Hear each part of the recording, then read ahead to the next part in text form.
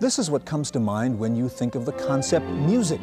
Talented performers playing beautifully handcrafted instruments, all producing lovely sounds.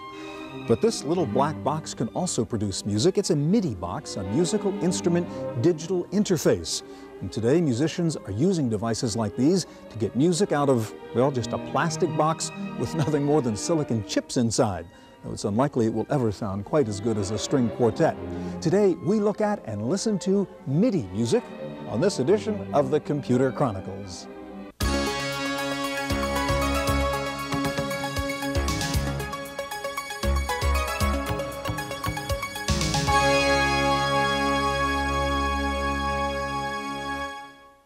Computer Chronicles has been made possible in part by PC Connection and Mac Connection, mail-order software and hardware peripherals for the PC and the Macintosh, and the Software Publishers Association, providers of educational materials to help manage software.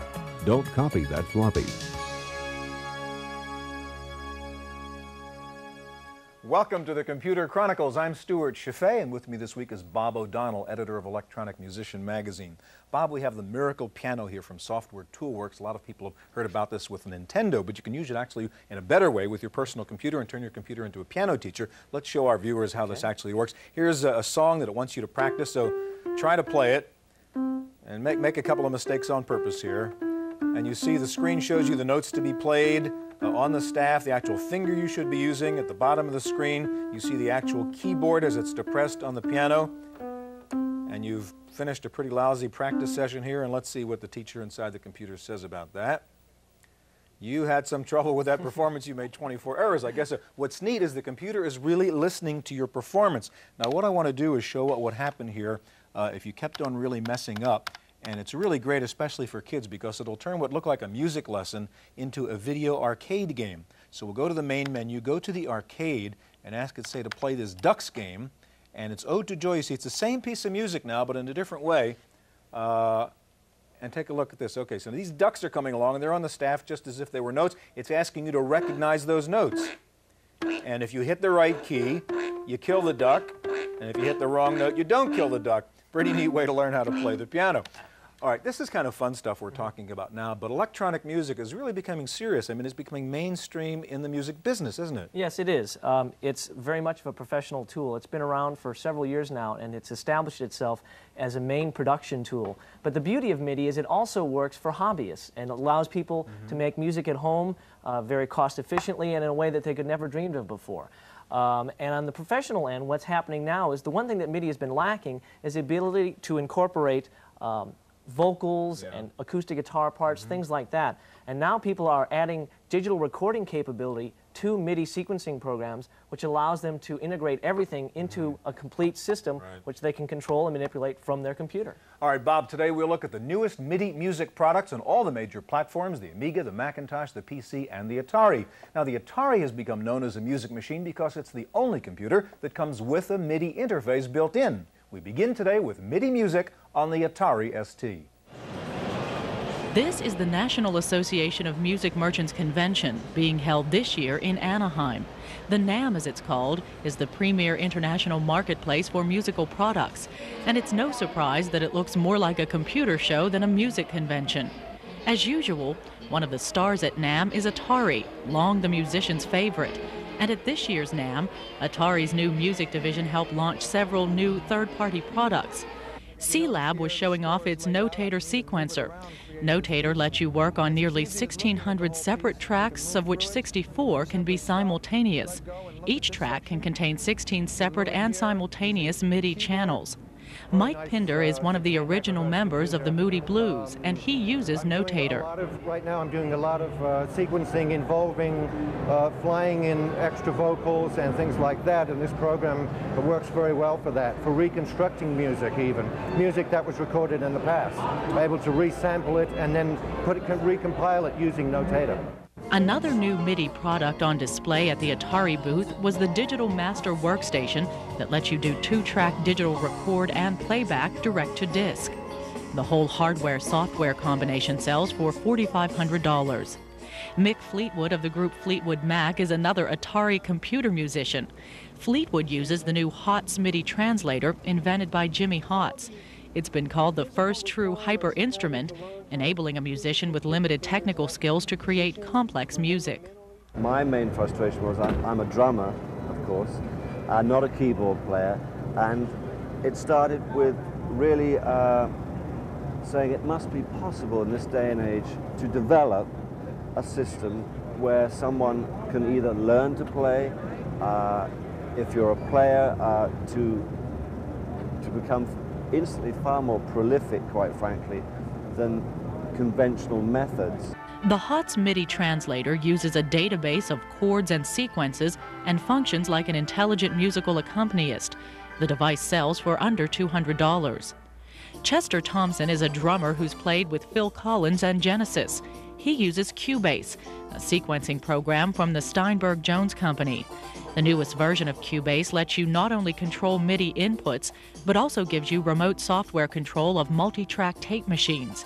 In all, there were 16 developers showing off new music products for the Atari platform at this year's Music Merchant Show. For the Computer Chronicles, I'm Maria Gabriel.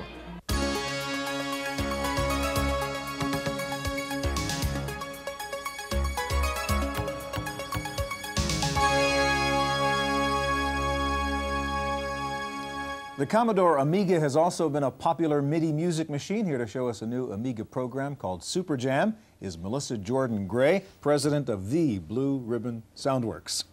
Now let's set your credentials up a bit. I understand you're the one who did the music actually for Atlanta's big presentation to the International Olympics Committee and the multimedia thing that got you the Olympics in Atlanta. That's right, that was a lot of fun.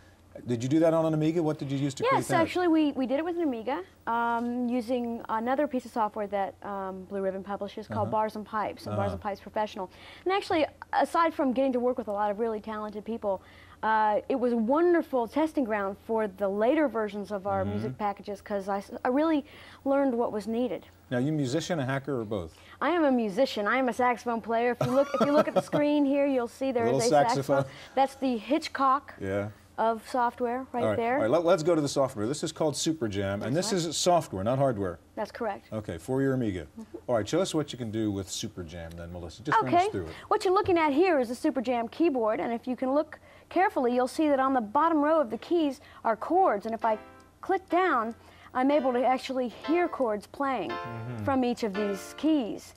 And if you know anything about music, chords are an assemblage of notes that play together. So if I click on a C and there's a big M, I'm going to get a C major chord. Oh, I see. That's what the big M, little m, major, minor. Okay. That's right. D with a little m, minor chord.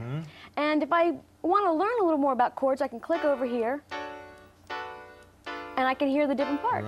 Right. Now let's say that I happen to play this one and love the way it sounds. No problem. I'm just going to pick it up, drag it over there, and now drop it on chord. a key. Wow. Exactly. So you can set up all these different chords on your keyboard and then use a command here called save. It's yours. So then the next thing I do is pick a style, and here I've got a style called Amadeus, which is based on Mozart, and I'm just going to press play. And the Super Jam band starts playing. What are they playing? Where does this come from? Well, what they're doing is they've been taught a certain style of playing. What we're listening. The Amadeus style. That's correct. Okay. And the style is maybe a drum part and a keyboard part and a piano part, and the relationship of them working together. And also, very quickly, I could just click, listen to a dance tune. And see, by clicking on keys. So you are playing this music right now? I'm deciding. You're playing the chords. Okay. And I could also play it from my keyboard here, so I could just. Again, you don't need a separate keyboard, a synthesizer. This is all just coming out of the Amiga. This is coming from the Amiga, and what you can also do, this is a lovely mode here, create chords and create seventh chords on all notes. See, I can do this without looking. Like Stevie Wonder. No, okay. That's how he does it. That's it. But I can also change the tempo. I can slow it down. And let's say we're singing along. If it's a little bit too high for you, I can tell. Right. So we can go ahead and lower that key by clicking here. So this looks like a lot of the buttons you have on one of those expensive Yamahas or Casios or something. Yes, but there's a difference because on the Yamahas and the Casio, first of all, you can't tell it how to play music, which you can do with this one. You can't just suddenly change keys quickly, and most importantly, you can't write it down. See, this is just sort of the playground of Super Jam. But we can move forward and say, okay, I'd like to write a piece of music. We're going to call that the intro. We're going to make our intro, let's say, 5 measures in length. And this actually remembers the key I'm in, remembers the tempo, and it even remembers the style that I was doing. But I'm going to go ahead and put us back in the key of C. And I just start playing.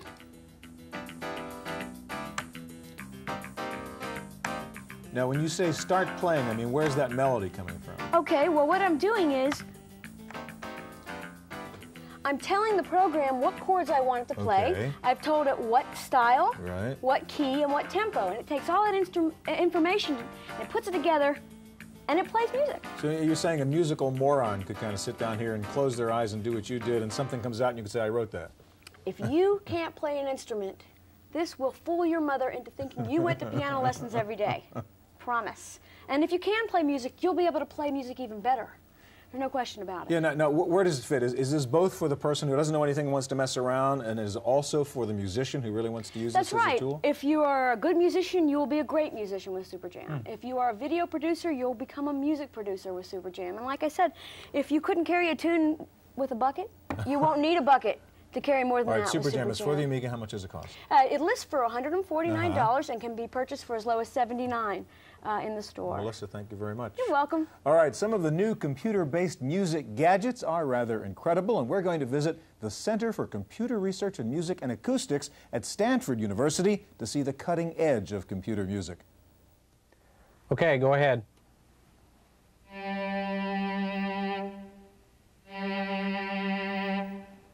The philosophy here at Stanford is to use computers to go beyond human capabilities in creating music, but at the same time to allow computers to extend natural human creativity into the musical realm.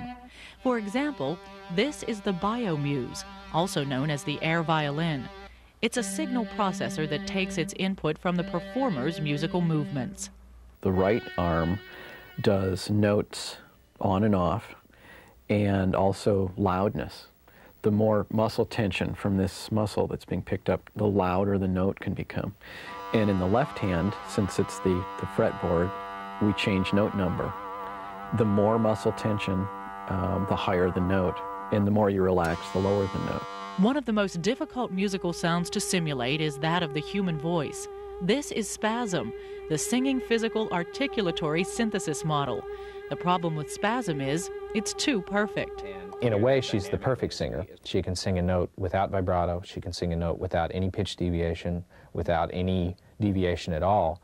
But we realized very quickly in computer music that those very aspects are the parts that make sounds unattractive in a way to the ear. So Cook is spending most of his time trying to add human imperfection to spasm's voice so it will sound more believable. Another experimental musical device here at the Stanford Center is the radio baton. It lets you conduct an orchestra simply by waving around 2 batons over this flat box. As you wave the batons, the sensors in the box detect your movement. The computer already knows the music, but will play it according to how you move the batons. What is ironic about the radio baton is that its developer says the technology helps the performer focus on interpretation rather than technique. Because the technique, in some sense, is easy on the instrument, allows the performer to focus all his attention and mental abilities on the expression or what he wants to say with the music. What he wants to say could be called the soul of the music. For the Computer Chronicles, I'm Maria Gabriel.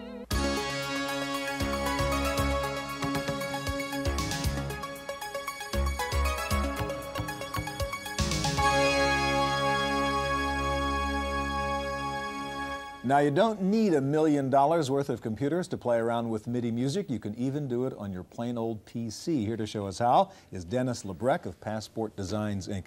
Now, Dennis, I have to tell you, we did a show on MIDI music a couple of years ago. I mean, there were keyboards, wires, cables, boxes. I can't believe it. I mean, I was part of setting some of that just stuff one up. computer. You have one keyboard, one box. What is the Roland box? That's a Roland sound module, and that's capable of producing up to 16 different sounds at the same time. So it's really like having 16 keyboards all in one really little box. changed in the past couple of years. Changed completely. You can have a full-blown recording studio right here. Okay, we have a PC running Windows, and you have a program called Encore. Tell us about it and then show us what you do. Encore is a transcription program, notation program for professional musicians, and it allows you to literally print sheet music. Put a piece of sheet music up on the screen and print it out.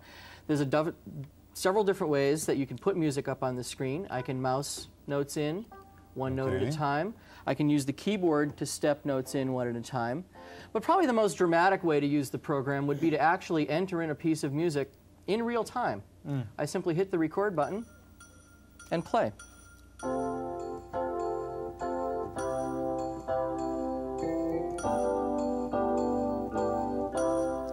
And as soon as I hit the space bar, it turns into music. Now, this used to be a pretty difficult thing to do not too long ago, transcription Dennis. is not an easy thing to do. You can sit down there and well, try I to mean, figure out the notes. how accurate is this? The computer is actually more accurate than what you can play. It will actually transcribe up to 64th note triplets. More often than not, you don't want to see that fine of notation on the screen.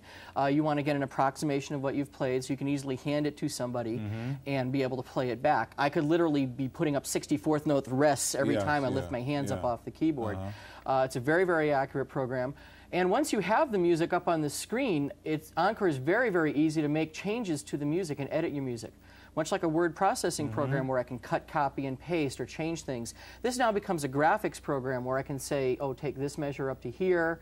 I want a little more space between these two measures. I want to slide this over. This is a wrong note. Let me just grab the note and change the note. You can hear it as you can hear it as you're playing it. I can grab my eraser and take out individual notes. I can just go to my palette here and grab different notes and enter them in on the screen, or grab slurs, curves. So I can start making this look like a real piece of music. Once everything is up on the screen, I can start moving things around. This is being used by professional musicians, amateur musicians, everybody from small recording studios to Herbie Hancock and Oscar Peterson. Now, besides notation, what else can you do with this? There are other things I think. Well, there is actually, this really is a sequencer, and I'm not sure if you've covered sequencing quite yet, but basically this allows me to do full-blown orchestration with this program. And as you can see, I can see all the parts on the screen. I can actually take a look at another window called my staff sheet. And this allows me to change the volume of any of the tracks on the screen. Okay, so there are all the different lines that are going in the music. And here's my string part, and I can bring the strings up. Wow.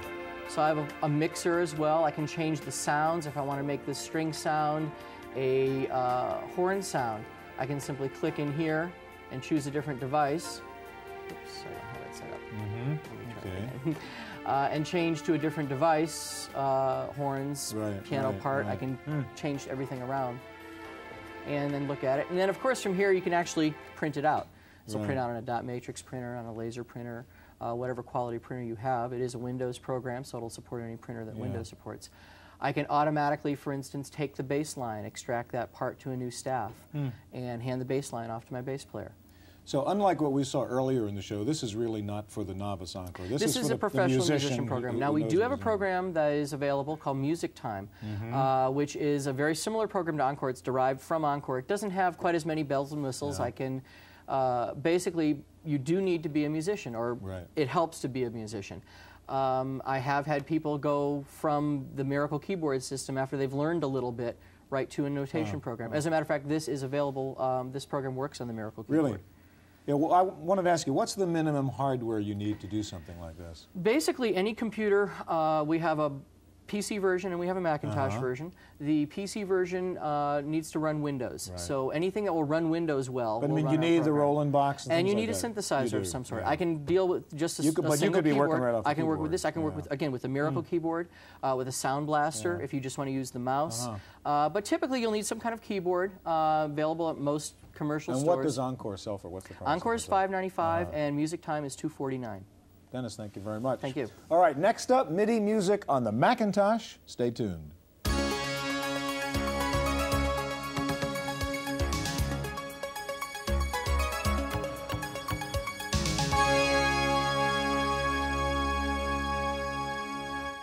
The Macintosh has been a popular MIDI music platform thanks to its built-in sound capabilities. Here to show us the newest music software for the Macintosh is Keith Borman of Opcode Systems. You're going to show us two things, Keith, what you call your low-end Easy Vision and a higher-end product called Studio Vision. What is the difference between high-end and low-end in computer music? Because the low-end sometimes just really sounds like sort of computer music, and the high-end sounds like real music. The high-end provides you additional ways to view the music and manipulate the music. It gives you graphical ways to manipulate it and also to do something called quantizing a little bit more accurately to give you more of a human feel. Oh, you're going to show us some of this stuff now. Let's start with Easy Vision, which you have up here on the Mac, and just tell me what this does. Well, it's a 16-track sequencer, and a sequencer is it's like a multi-track tape recorder in one sense. In another sense, it's like a word processor in that you can copy and paste information from one place to another and view it randomly. All right, show us how you would use this. Okay, what I'm going to do is I'm going to go into Record, and I'm going to go into Loop Record. It's going to do 4 bars, and I'm going to repeat those 4 bars over and over again and add additional elements of music. And we can hear the count off here. I'm going to go.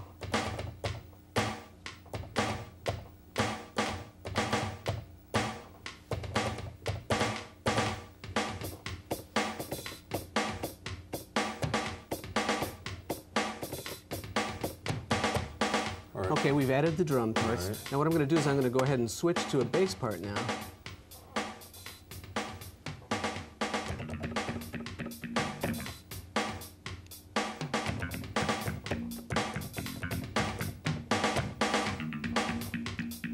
Now we're getting all those playing back. Right.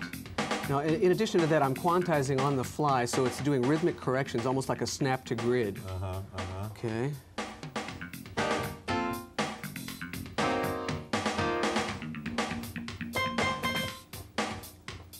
Okay, let's add another part here.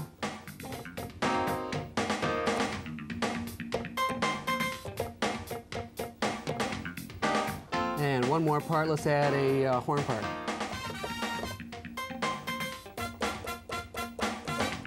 So you're just laying down a track at a time and accumulating those tracks.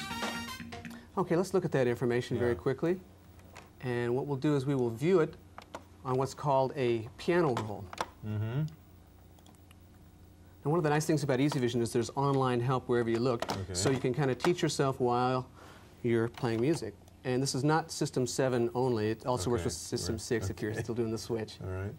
Okay, and there's the counter, for instance, and here is the piano roll. And a piano roll is like a, what you would suspect. And one of the nice things about this kind of environment is I can click on a note. And that was the note. Oh, and you're just moving the note right there, huh? Yeah. And you can hear what you're doing. Yeah, and so if I play a wrong note, I can move it to the right place or get rid of it altogether. You can only imagine what Mozart or Beethoven would have done with an environment like this. Okay, what else can we do? Well, I can draw in a crescendo. Let's go ahead and play that. Just like that? Yeah, absolutely.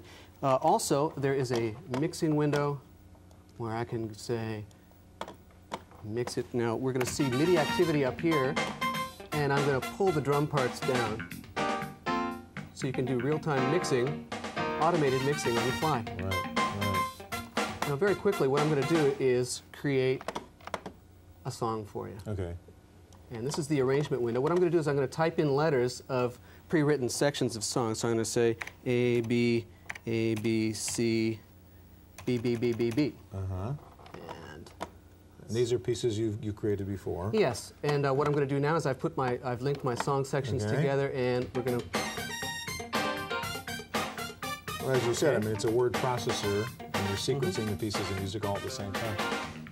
All right, Keith, I see you have a microphone here, and I don't want you to get away here before you show us how you can actually record your voice into this. Okay. So what we have been looking at right now was Easy Vision. What we're going to do right now is look at Studio Vision, which we released about a year and a half ago, and it has taken the world by storm. It allows you to record 16-bit CD quality digital audio at a very reasonable cost. Okay, so what I'm going to do is I'm going to pick up my microphone. Now let's make sure that we have some music first off. Okay, very good. And what I'm going to do is I'm going to click on Record and sing a little bit along with it.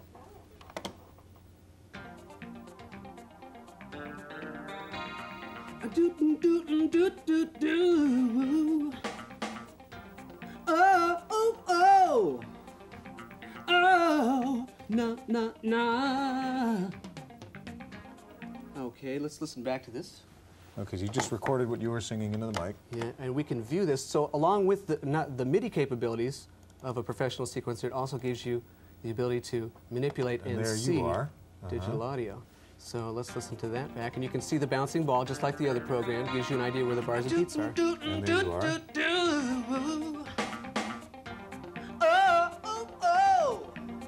And you're recording right onto the hard drive here? That's correct. Direct to hard disk. All right, now real quick, we only have a couple of seconds left. Show me how you can then add your own voice into this again. Okay, what I'm going to do is I'm going to copy it and merge it into itself.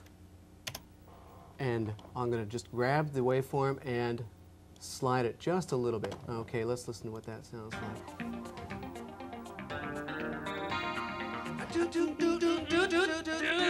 Sort of cut and paste and slide, and then you can go back and play with it. That's great. Keith, thank you so much. That's really terrific. Easy Vision and Studio Vision. All right, that's our look at MIDI music. Stay tuned now for this week's computer news on Random Access.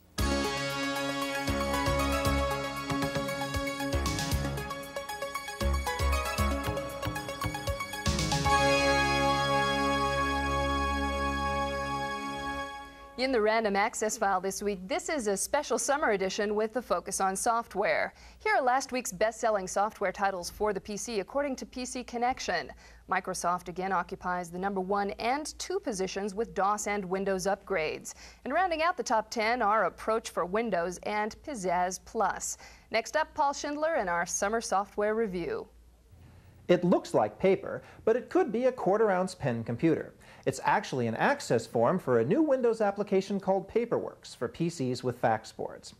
When you're not in your office, you send a form like this to your fax machine to put information into your PC or get it out. See these names? The handwritten ones were added from the field, the typed ones were added at a keyboard somewhere.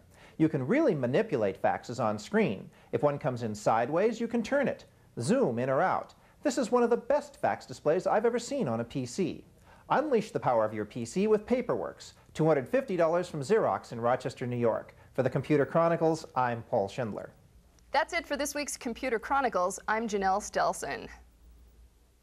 Computer Chronicles has been made possible in part by PC Connection and Mac Connection, mail-order software and hardware peripherals for the PC and the Macintosh, and the Software Publishers Association, providers of educational materials to help manage software. Don't copy that floppy. Video cassette copies of this program are available. Computer Chronicles also publishes a companion newsletter containing details on products demonstrated, plus background information on program topics. To order a video cassette or a subscription to the newsletter, call 1-800-366-9484 or write Computer Chronicles. Please specify program subject for tapes. All orders include a free software program for auditing software use.